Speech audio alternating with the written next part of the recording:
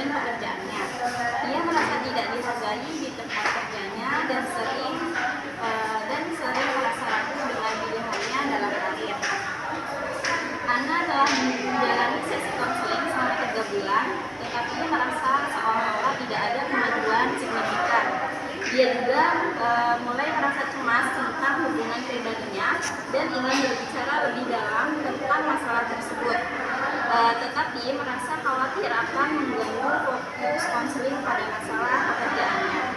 Berikut adalah analisis setiap aspek komunikasi konseling.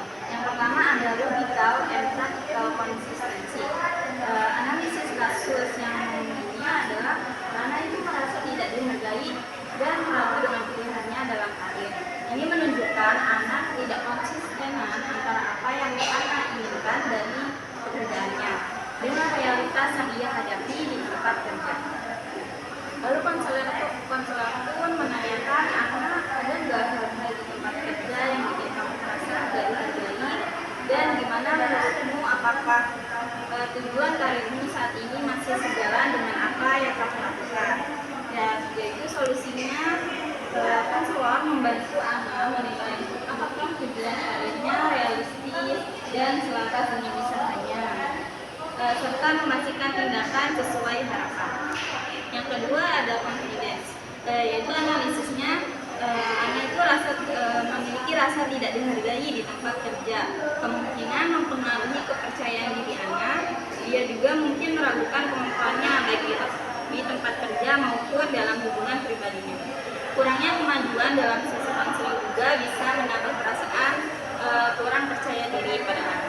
Solusinya itu konselor juga dapat mendorong Ana untuk merefleksikan pencapaian atau kemampuan yang sebelumnya meningkatkan rasa percaya diri. Ana bisa ceritakan tentang momen-momen di mana kamu merasa percaya diri dan mampu, apa saja pencapaian kecil yang mungkin kamu anggap remeh tapi sebenarnya itu adalah penting. Terus yang ketiga ada inisiatif. Analisis dari kasusnya itu Ana telah menjalani sesi konseling selama 3 bulan, namun Ana merasa tidak ada kemajuan yang signifikan. Yaitu ini juga bisa menunjukkan bahwa Ana merasa pasif atau kurang mengambil inisiatif dalam menghadapi tantangan baik di tempat kerja maupun dalam hidup pribadinya.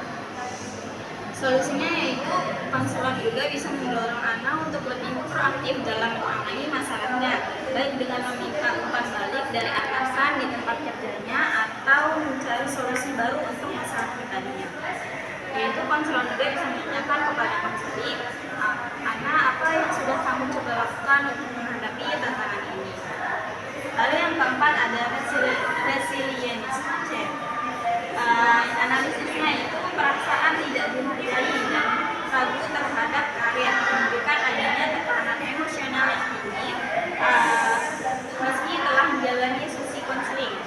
Ana juga merasa belum ada kemajuan yang mengindikasikan bahwa ketahanannya terhadap stres dan tantangan belum terarah dengan baik. Solusinya yaitu konselor juga dapat memperkenalkan teknik untuk menguatkan ketahanan emosional seperti mindfulness, pengelolaan stres atau penguatan mental. Konselor menanyakan, Ana, ketika kamu menghadapi situasi sulit, apa yang biasanya kamu lakukan untuk mengatasi stres? Mungkin ada cara yang pernah kamu coba yang bisa membantu lebih kambuh lagi. Terus yang kelima ada orientasi terhadap perubahan. Analisisnya yaitu Ana menunjukkan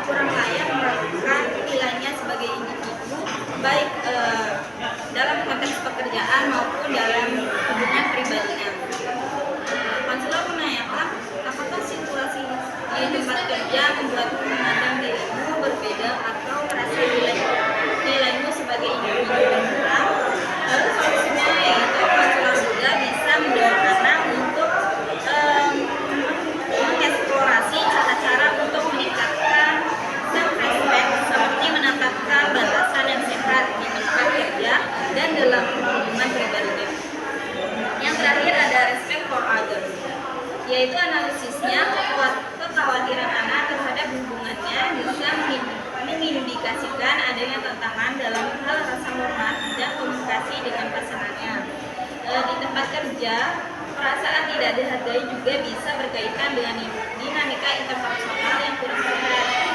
Konselor menanyakan apakah menurutmu ada ketidakseimbangan dalam hubunganmu baik dalam pasangan